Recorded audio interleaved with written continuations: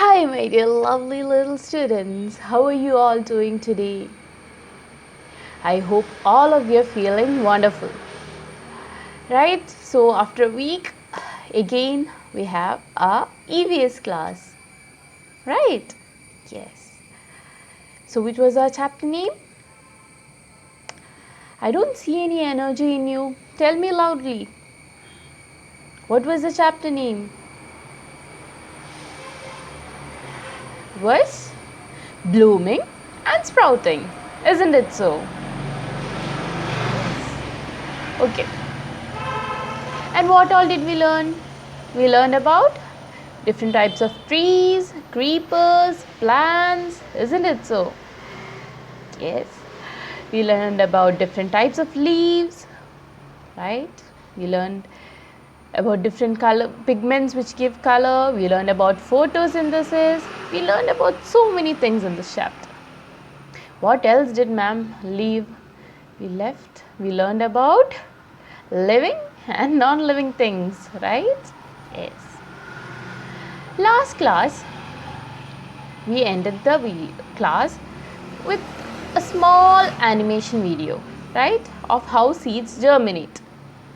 And Miss had given you an activity to do. Did you all do that? I hope you did it. Okay. So today our class is going to be based on that. Fine.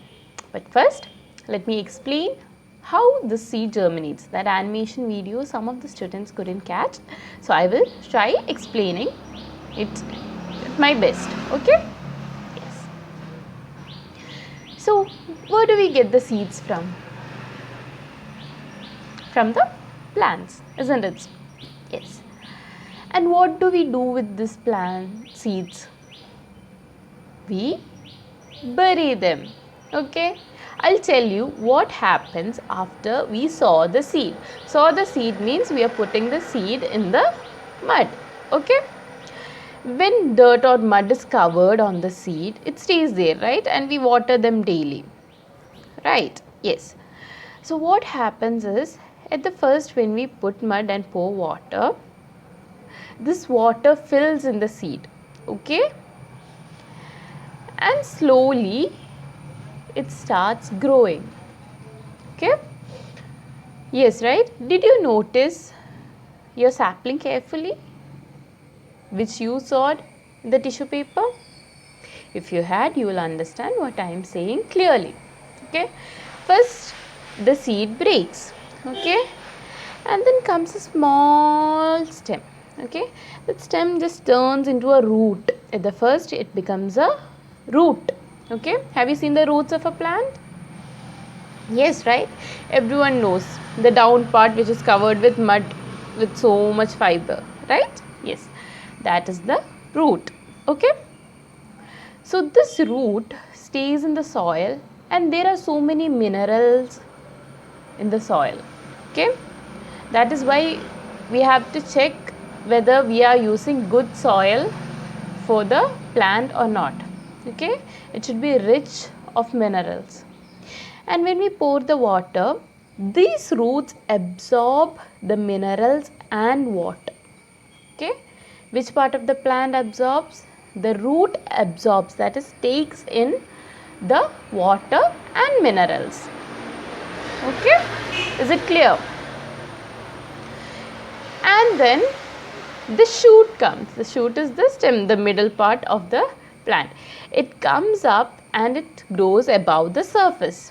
Okay, it goes in search for the sunlight, then leaves sprout, leaves come, and these leaves grow in the direction of the sunlight because sunlight is necessary for photosynthesis. Okay, that is how a seed germinates. Okay, there was a word called enzyme in the last animation video. Those are simple proteins or like minerals which help the seeds to sprout.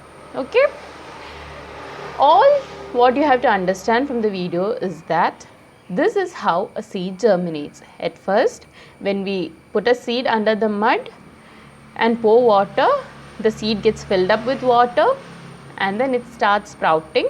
First the root comes and then a shoot comes above the surface. Then we have the leaves which grow in the direction of the sunlight. Is it clear, dear students? So that was what we ended up in the last class. Okay. Now can we read further along, and Miss will be taking a small topic today because we have a discussion happening. We have a revision of the other 3 classes in our group. Okay. So my dear ones, let us start reading. Okay, and I will explain it. The seed germinates. It grows into a leaf, flower and fruit. New plants are formed from the seed in the fruit. Okay. You kept your seed for germination, isn't it so? Did it sprout well? Did it germinate well? I hope it did. Okay. Now what happens? At first we can see the leaf, right? And then we will see the flower which turns into a fruit. Okay.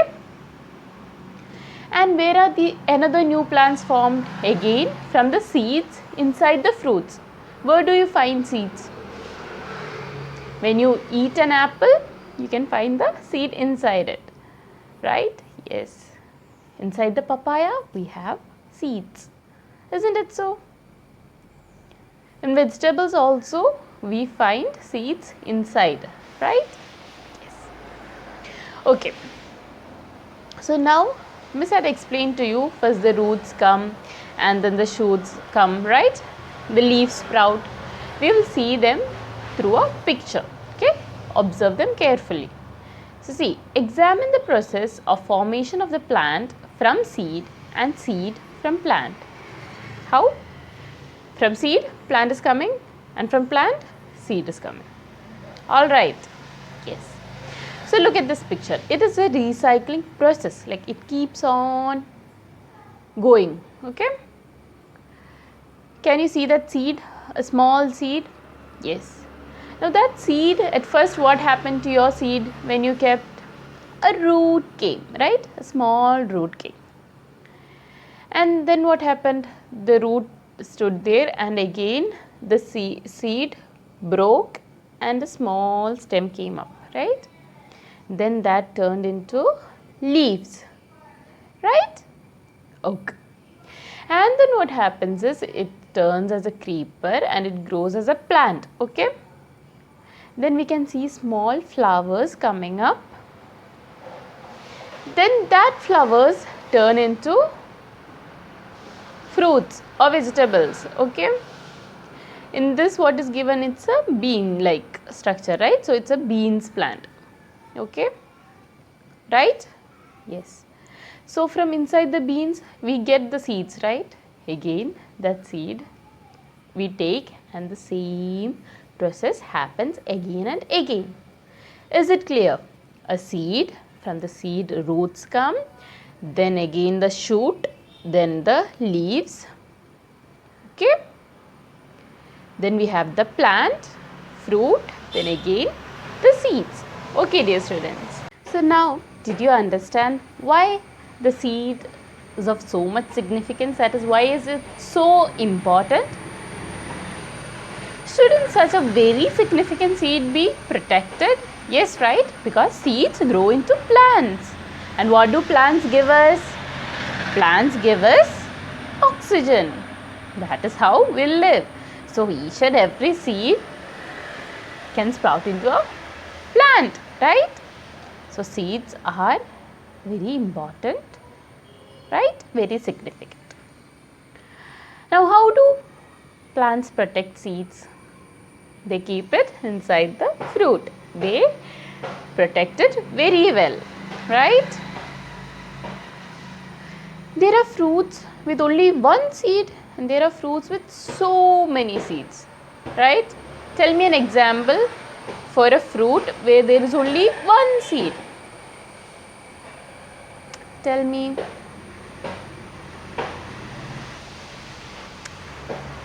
Have you seen the mango? You all love mangoes, right? The king of the fruit. So mangoes have only one seed. Isn't it so? Yes. Have you seen amla? Amla is nellika. It has only one seed. Now tell me example of fruits which have so many seeds. Papaya. I did not hear you. Jackfruit? Okay, jackfruit. Someone else is saying, tell it louder. Watermelon. Yes, watermelon. Okay, now you. Yes, you can tell me. Okay, pears. Saying pears. Correct, right? Yes. So, there are so many fruits with seeds. So many seeds and fruits are there with only one seed. Okay. Now, do we use these seeds as foods? Have you thought about that? Yes, we do. Don't we use the jackfruit seed? Right? Yes. We use them, right? Yes. The corn. Have you seen the corn? Corn is the seed of a plant. And we eat corn, right? Yes. So we use seeds as food also. Okay, dear students. Is it clear? Okay. Did you observe your seed germinating very carefully? Did you observe them really well? I know you all are good children and you have done it with great enthusiasm. Okay. When you were seeing the seed germinating, Miss told you in the beginning of the video, if you remember, answer me. Which comes first, the leaf or the root? Which comes first? The leaf? No. You are correct. It is the root that comes first. Okay? Why do these plants have roots? I told you. These roots absorb minerals and water from the soil. Isn't it so? So you want to know, right, how this happens, how the root serves the plant, how the roots help the plant. Do you want to know? So there is a simple experiment. Okay. First, I will explain how the experiment is done and then we will go watch it. Okay. Take out a rooted peperomia plant. Mashitanda chedi. Have you heard about Mashitanda chedi? That is a type of plant, okay, we see outside. Now we are washing the root of the peperomia plant in water, okay. We have to throw off all the mud in the root and observe the color of the stem, okay, and then write it down. Then take water in a glass vessel and put some colored ink in the water. Fine. Then after 10 minutes, we have to observe what happens. Okay, through this experiment, we will learn how the root helps the plant. Okay, fine. Miss will show you the both when we put the root in normal water and when we put the root in colored water, what happens. Miss will show you both in the experiment, okay, so that you can understand it more clearly. Fine. After the experiment, Miss will once again explain it to you clearly. Here, let us perform an activity to know how plants absorb water from the soil. Click each tab to know more.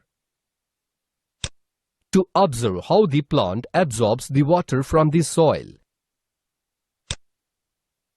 The following materials are required to perform this activity. They are 2 plants, 2 glass tumblers, red color ink, and an ink filler.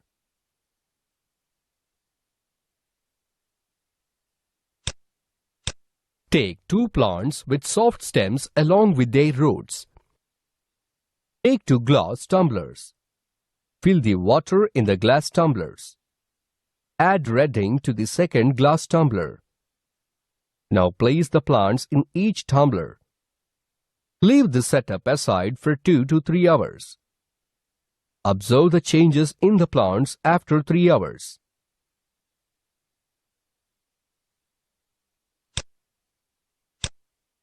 In case of the first tumbler, the plant remains unchanged. In case of the second tumbler, we observe red color on the stem and leaves of the plant.